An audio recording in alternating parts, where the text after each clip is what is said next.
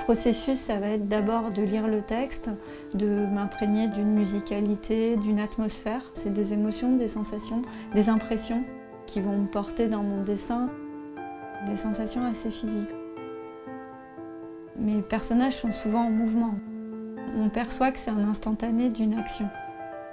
Une fois que je me suis bien imprégnée du texte, je vais commencer par chercher le personnage principal. Je vais gribouiller. En général, il vient pas tout seul, le personnage. Il se fait désirer, il se cache un peu. Ça peut durer une journée, 2 journées, voire plus. Et puis je vais me remettre à la table et tout à coup, il va venir. Je vais savoir que c'est lui. Et assez vite, en fait, j'ai besoin de le mettre en situation. Ce qui m'intéresse, c'est beaucoup les personnages.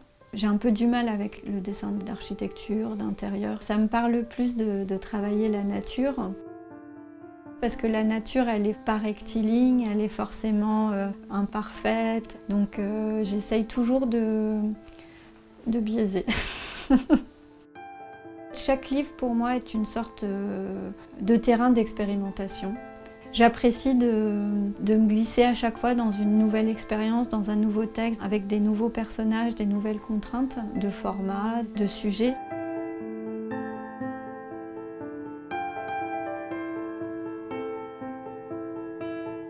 Les images qui me viennent et que je projette sur le texte, elles viennent de ce que je suis et de ce qui me nourrit au quotidien. Mon bureau ressemble un peu à un cabinet de curiosité avec pas mal de gris-gris. Il n'y a pas que de la nature, il y a aussi des images faites par d'autres, faites par des amis, faites par des gens que j'admire. Peut-être que ça me sécurise, en tous les cas ça m'enrichit.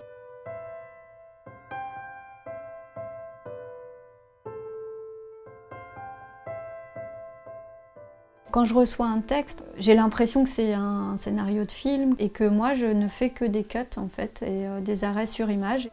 Si j'étais réalisateur, je demanderais à mes acteurs comment ils se mettraient. Est-ce que ce serait des plans serrés, des plans éloignés?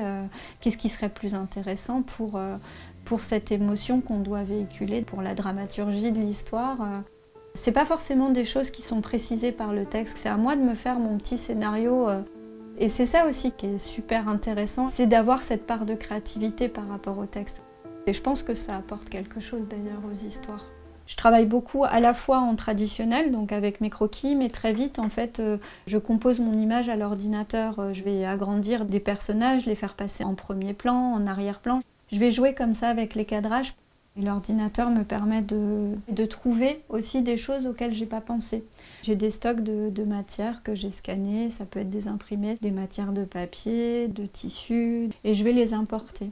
Je vais créer des accidents. C'est comme un rêve en fait. Un rêve, on a l'impression à la fois que c'est précis, mais en fait il y a plein de trucs qui nous échappent.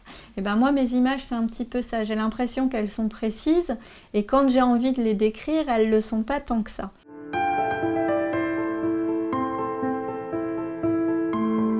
Je crois que les personnages, les masqués, se sont imposés en fait à moi plus que c'est moi qui suis allée les chercher.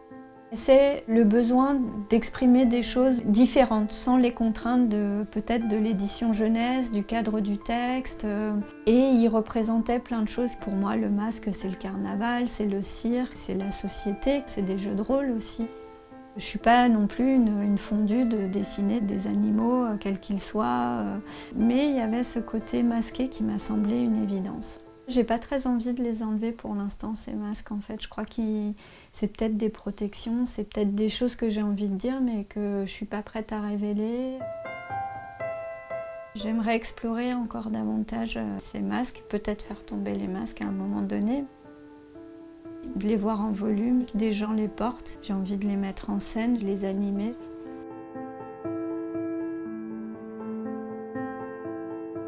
Quand on est un faiseur d'images, on est capable de raconter une histoire rien que par les images. J'ai un rêve aussi, c'est d'avoir du temps pour faire une succession d'images qui se suffisent à elles-mêmes, qu'il y ait une part de mystère et que chacun s'approprie le mystère et en fasse sien.